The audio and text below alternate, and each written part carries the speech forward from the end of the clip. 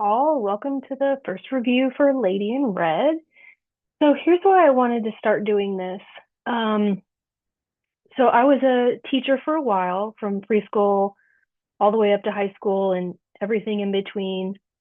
And I spent most of my career teaching English, and my favorite subjects to teach were AP Language and AP Literature.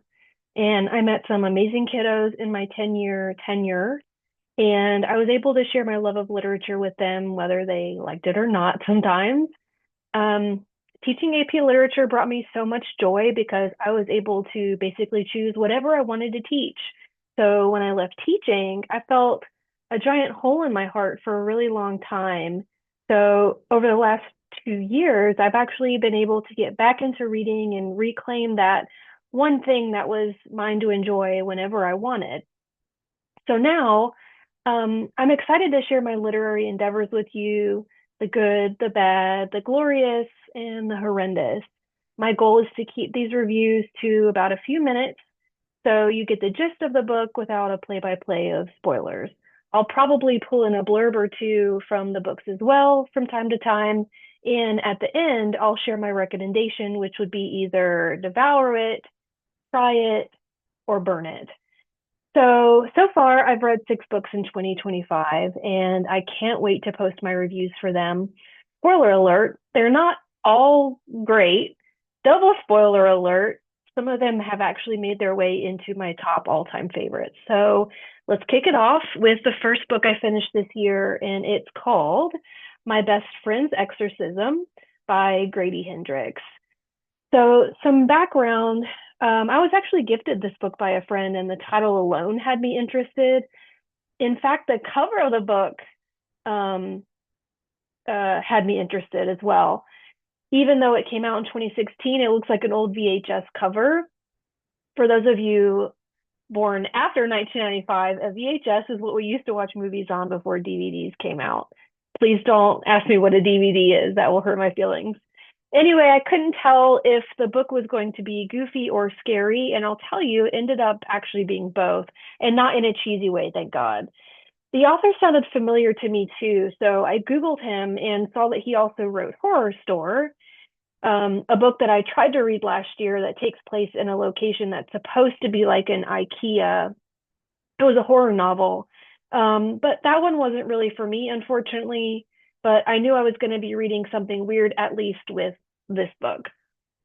The novel takes place in the 80s for the most part, and one of the coolest details for me was that each chapter's title is the name of an 80s song. The titles end up tying into the content of that chapter too, which is a detail I really appreciated. As an 80s baby, I love the slew of references from movies to music to famous people to popular 80s slang. So, without giving any spoilers, here's the gist of the novel.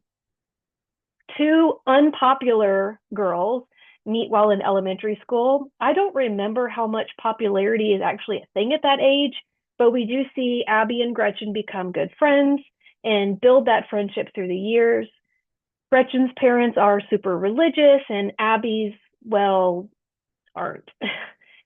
A majority of the novel takes place when they're in high school, alongside their other two friends, Margaret and Glee, cool name.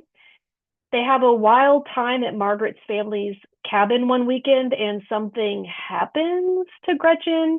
She goes missing for a while after the girls pop some acid and hope for the best. And when the other girls find her, it's clear that Gretchen has either seen or experienced something that's made her off, I guess. It seems like she's stopped bathing, stopped brushing her teeth, stopped being herself, and it quickly becomes clear that Gretchen ain't right no more. Her devolution from humanity is actually really enthralling. The new Gretchen is horrifying. The things that she does to her family, her friends, they escalate from being rude to super destructive. And I will say Abby is a better friend than I might be, because I don't know if I'd be able to deal with someone I suspected to be possessed by the devil, friend or not. Sorry, besties. I really did enjoy this book, though. While there are characters that do things that aren't great, I didn't really find any of the characters unlikable. Even if they were douchey, their characterizations made sense and they were written well. Like Hendrix really knew who they were.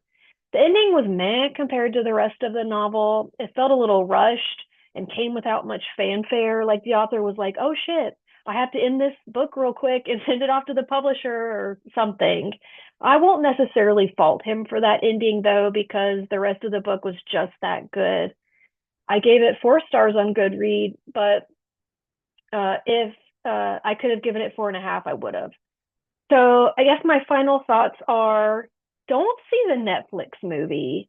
There are just too many differences, some of which didn't even need to happen. Like they switched how Abby and Gretchen looked. Why even do that? What's the point of that? Um, they also switched some of their relationships, like who was dating who and like who was interested in who. It just it just didn't need to happen.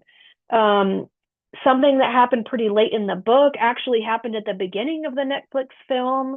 I actually became so frustrated with how the film turned out that I turned it off about 2/3 of the way through. It might be good on its own without having read the book, since you'd have nothing to be frustrated about in that sense. But I can definitely say don't watch the film if you read the book first. So my recommendation is devour it. Read the book, skip the Netflix film. And that's it. Thanks so much for supporting this little brainchild of mine, and I hope to see you in the next one. Read on.